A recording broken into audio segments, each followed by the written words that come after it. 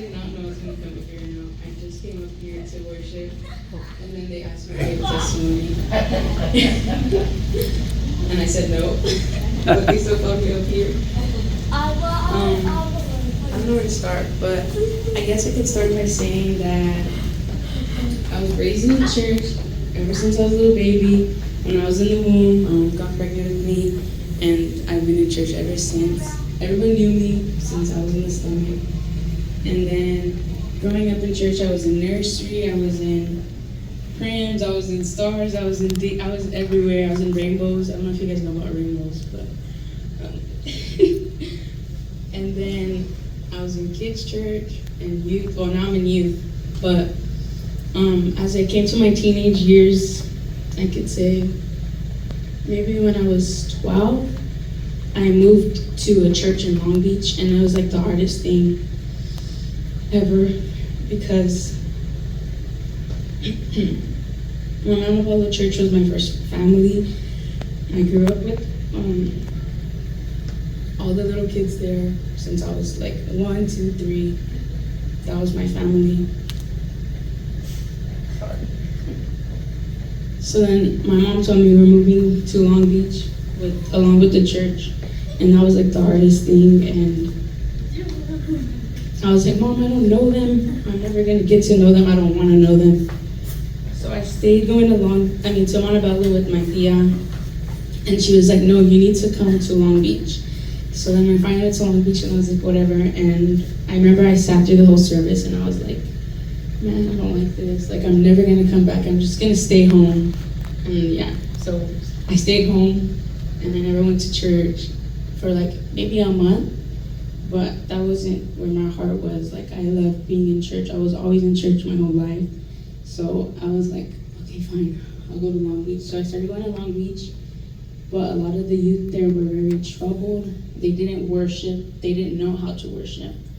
So then I was like, my mom was like, you need to be that example. But then they started being my example. So I fell into sin. I started cussing. No cussing, guys. I started cussing. I found things I started doing things that I wouldn't recommend for you guys to do. I'm not gonna say, because God saved me. And then I fell into that. Then we came here last year in March, and then I was like, okay, I'm gonna get it together. And I'm gonna do everything right again. And then I came to youth, and then I started getting closer to God, and then I went to battle, and I got even closer. And then last year, towards the end, it started going downhill again. I started losing myself. I started going back to those things that I did when they were just bad things.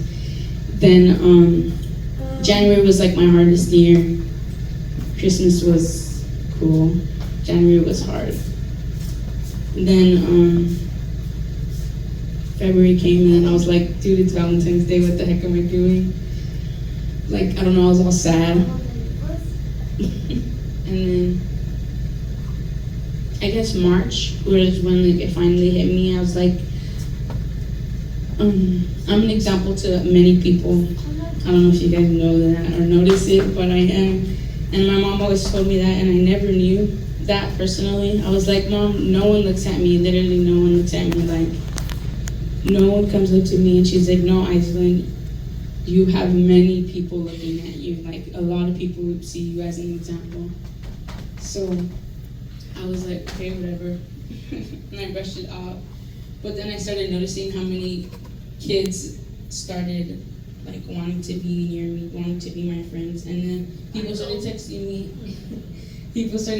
me saying, hey, like, I want to get closer to God. Like, I want to be just like you. And then they were like, how do I do that? What's the first step? And I was like, whoa, because I didn't even know what the first step was.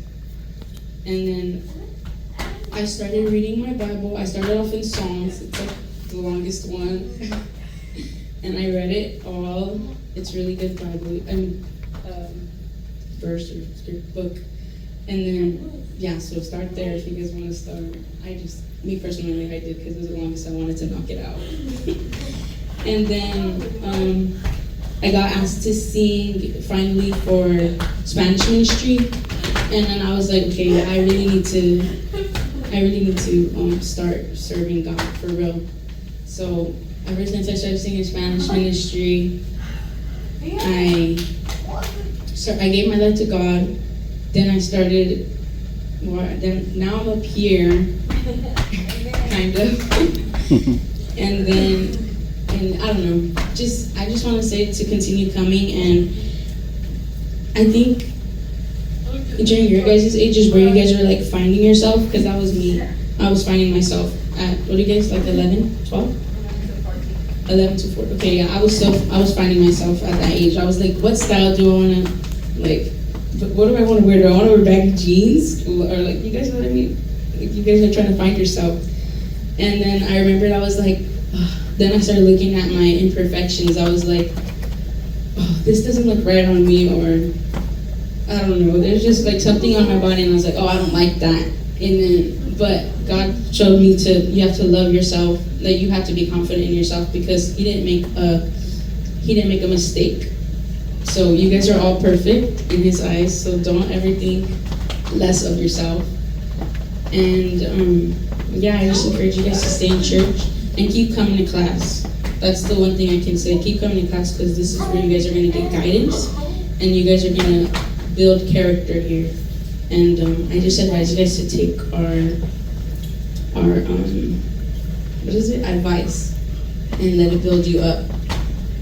So yeah, I guess that's my testimony. All right, yeah.